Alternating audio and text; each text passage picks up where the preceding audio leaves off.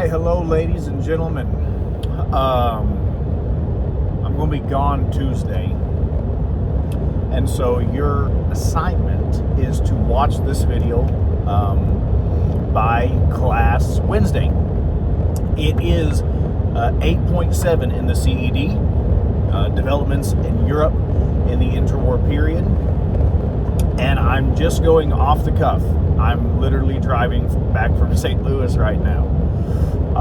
But I'm going to mention everything that's in the CED and in your book. So here we go. Okay, the interwar period is typically defined as, and so basically your assignment is to watch this, and take videos, and take notes over it, just like this is lecture, right? Okay, here we go. The interwar period in Europe is defined as the Treaty of Versailles, the Paris Peace Conference, to the beginning of Europe's part in World War I. So 1919 to 1939, those 2 years between World War I and World War II. Of course, after the destruction and devastation of World War I, no power is really wanting to go back to war. So France and Great Britain, for instance, they're wanting to prevent another war. And so they're not keen on keeping the soon-to-be aggressor Germany into its Germany's various provisions of the Treaty of Versailles. In fact, many actually feel bad for how bad the treaty was. Tack on the cost of the Great Depression and the increased Keynesian-style government involvement by the Popular Front in France and the national government in Great Britain, who they're not wanting to spend money on militarism. They want to spend it on social welfare at home. Their interest in military affairs decreases, leaving a Germany and Italy to do as they want. Of course, after the Treaty of Versailles, one of the key players in the Paris Peace process, World War I, the treaty's creation, Woodrow Wilson, his idealistic 14 points don't get all the way in, but the U.S. is still a major player. The U.S. does not ratify the Treaty of Versailles, and so does not join the League of Nations. And so the League of Nations has the now major world power, the United States, is not in it, right? And so the U.S. will retreat back to its old stance of isolationism, where it's isolated from the rest of the world. It doesn't want to do anything in world affairs. And so the major economic and military superpower of the world that came in to save the Allies at World War I, who really came up with the idea of the League of Nations, is not even involved in it, right? I guess probably the second soon-to-be power is the Soviet Union. And so the Soviet Union, of course, has become a communist dictatorship after the success of the Red Army in the Russian Civil War. It is distrustful of everyone else, and everyone else is distrustful of them. Of course, the Western capitalist economies don't want to do business or diplomacy with the Soviet Union.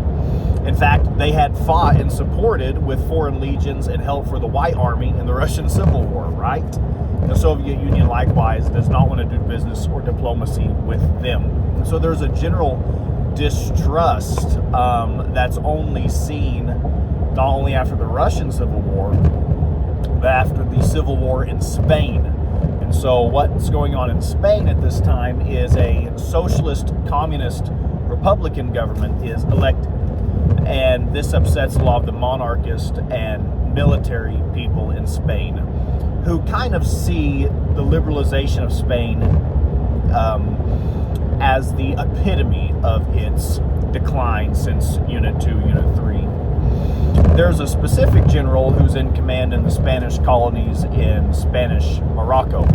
His name is Francisco Franco, and he will lead an army across the Strait of Gibraltar in an attempt to overthrow the Republican-elected, though socialist and communist-leaning government in Madrid, and a civil war ensues.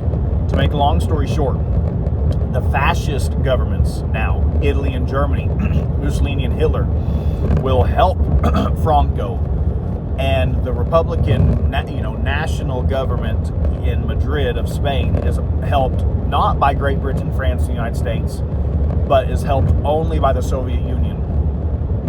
And the fascists win. Hitler and Mussolini give troops, aid, tanks, planes, money, all that good stuff. And Franco is successful and will run the country for 40 years, right? And so the Soviet Union's like, wow, the great Western democracies did not even come in to help when this democracy was fledgling and losing. And so the Soviet Union is weary that it cannot count on other countries because they fought against it in the Russian Civil War, and they failed to back up the democratically elected, though socialist, communist, Spanish government there. So, not a good deal. Okay, so again, keep in the context of the Great Depression, what's going on in Germany and Italy, the rise of fascism, and it's being more and more cemented in. Think about the stuff. If you're watching this video early, Monday, we will cover the rest of this. If you're watching this on time, we covered it yesterday, the rise of fascism in Germany and Italy. We had been talking about it, but we finished it up yesterday. And so tack on fascist governments in control in Italy and Germany, nationalized economies, jingoism, nationalism built up through propaganda and new modern means of media dissemination, and racism. A couple of things going on in Germany. Germany will pass a series of racial codes against Jews called the Nuremberg Laws or the Nuremberg Codes. At first, the anti-Semitism legally is Jews cannot marry, they cannot have certain jobs. I mean, it's terrible stuff, which, by the way, they got from Democrats' Jim Crow laws from the South. In fact, University of Arkansas law professor, like Margaret Sanger, an American, went over to help Hitler with these racist codes and eugenics-based codes. And it slowly got worse and worse. We looked at some of Joseph Goebbels it down's propaganda. Those Jews are finna get it, right? And add on this, within 10 years, we go from, okay, Jews cannot be doctors, teachers, Jews cannot own businesses here, Jews have to register, Jews cannot marry non-Jews. It slowly tips into stuff a lot worse. And that tipping point is a pogrom called Kristallnacht, or the Night of the Broken Glass, where Nazi authorities rile up a mass German-wide pogrom or anti-Semitic raid on Jewish businesses and people. People die. It's called Kristallnacht because of all the glass in the streets, right? They raid businesses, burn stuff down. It's a terrible thing. And then eventually what happens, the beginnings of the Holocaust will start with ghettos. Jews are separated in certain sections of cities called ghettos where they have to stay. Conditions there are terrible. And then you start seeing some of the first work camps and then eventually death camps. The first one of note is Dachau. But it's not just Jews that go there. It's political enemies of Hitler, right? The Gestapo rounds up. Homosexuals, Christians who refuse to say the pledge.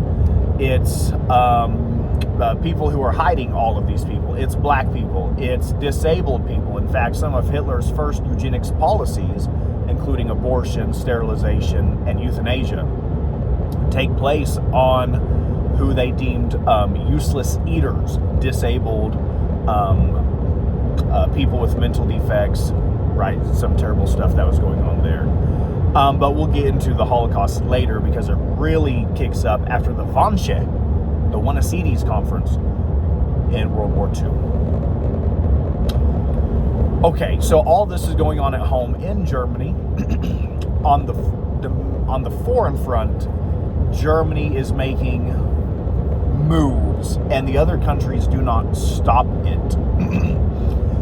This policy of let a country do it once and hope that it doesn't do it again is called appeasement. And the policy of appeasement was what France, Great Britain, and the other, mainly them, the other leaders, European allies at that time, allowed Hitler to do, hoping that another war would not break out. to go through the timeline of appeasement. Okay, Hitler comes to power. The first thing he does is he went against Bucky's 1 mile. He went against the Treaty of Versailles, basically all of its provisions. The Treaty of Versailles said you cannot have a military. He rearmed and he conscripted. The Treaty of Versailles said you can't build this, you can't have this, you have to pay this. He did build this, he did get this, and he would stop paying reparations and have nothing to do with the League of Nations. But the Treaty of Versailles said that the Rhineland, remember that western border that touches Netherlands, Belgium, and France on the Rhine River, Alsace-Lorraine, they said you cannot have any troops there. It has to be a demilitarized zone. We don't want you invading. And let's see. And Hitler said, nah, bruh, we're going to march into the Rhineland and remilitarize the Rhineland. And the funny thing here is that a lot of people, including Hitler himself, was weary and thought that this would be a step too far. That France and Great Britain would say, bro, what'd you just do? You just remilitarized the Rhineland. We're not going to let you off with that. But guess what? This policy of appeasement, Great Britain and France do nothing to Hitler as he marches troops into the Rhineland and reoccupies and remilitarizes the Rhineland. That's the first thing. Next, Italy will invade the last independent country other than Liberia in Africa, Ethiopia. And in fact, Emperor Haile Selassie of Ethiopia will go to the League of Nations and beg for help. The League of Nations puts sanctions on Italy, but they're not enforceable because the League of Nations has no military power. So they do nothing. Ethiopia will fall, and the Italian Empire will, Sforza Vitale, will continue to grow under Mussolini. Second example of appeasement, the only one in your CED of appeasement for Italy. And Germany and Italy so far go unanswered. Next, Hitler marches into Austria, and in a plebiscite election, Hitler was popular there, fascism was popular there, but it was like overwhelming. It was like 98% voted for Austria to join Germany. This is called the Anschluss. The Anschluss. Next, perhaps the most infamous example and the high point of appeasement is the Munich Agreement. And so what happened here is there's a region in the border of Czechoslovakia that touches Germany and Austria. It's called the Sudetenland. There's a lot of Germans there. Hitler wanted this for its iron ore, its German speakers, and because it's the defensible border region of Czechoslovakia. He was finna get more land, right? And so a conference is called. Him, Mussolini, Daladier of France, Neville Chamberlain from Great Britain, famously, they show up, they hash out, crap, did I go on to 65? I need to go 65 south. I need to turn around, I'm not going to Sedalia. Anyway, they meet in Munich, and Hitler says, if you give me the Sudetenland, I will stop, I won't do anything ever again. And famously, Neville Chamberlain lands back in London and says, we have peace in our time. I've just met with Hitler. He swears he's not going to invade anything else. Appeasement's worked. He wants the Sudetenland and nothing else. Well, guess what? He played him like a fiddle because in less than a year, you know, the Munich Agreement's in the spring of 38. By the summer of 39, September 1st, 1939, Hitler marches into Poland. He wants more and more and more. He marches into Poland and violates the Munich Agreement, partly because he had an agreement with the Soviet Union.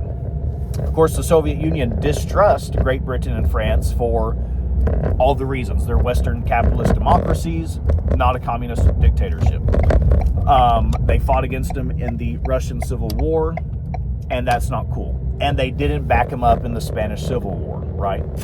And so the Soviet Union says, we got to watch out for our own back. And they make with Hitler It's called the Molotov-Ribbentrop Pact. Molotov was the foreign minister of Soviet Union. Ribbentrop was the foreign minister. I mean, I'm just saying this stuff hot off the wire, bro.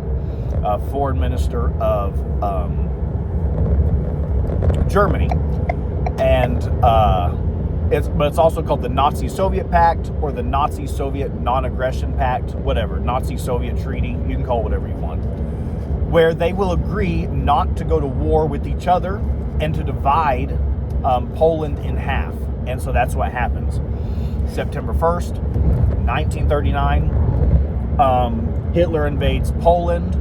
Per the agreement, the Soviet Union will invade Poland. And poor Poland, you know, it hadn't existed since 1795, the partition of Poland. And between Russia, Austria, and Germany, and Prussia, by the way. And they made it after World War I, just a slab of meat right there, and it gets clapped again in less than a month. Poland falls, and Russia and Germany, they divide up Poland in half, and then finally, appeasement obviously not working. Within days, I think by September 3rd, Great Britain and France have declared war on Germany, and World War II has begun. So, ladies and gentlemen, what you need to know from 8.7, check it online. AP Euro CED 8.7 is, you know, this is the interwar, 1919, 1939, World War I to World War II. How did we go from World War I to World War II? The failure of the Treaty of Versailles, right? Well, France and Great Britain are apathetic. They don't want to go to war again. They kind of feel bad. They got problems of their own. They want to spend money on the military. They have the Great Depression and social welfare to take care of, right? The U.S. has went isolationist. It didn't get in on the League of Nations and the Treaty of Versailles. RIP. And the USSR distrust its one-time allies because they're Western capitalists. They fought against them in the Russian Civil War, and they didn't back them up in the Spanish Civil War. And so Mussolini rises in Italy and takes over Ethiopia. They do nothing. Appeasement. But the big one is the militarism of Hitler in Germany. Uh-oh. Blasted tire. Okay, good. And the appeasement of Hitler. He goes against all the provisions of the Treaty of Versailles. Rearming, conscripting, saying screw you to reparations, screw you to the League of Nations. But then he reoccupies the Rhineland. Then they pass the Anschluss and Austria joins in.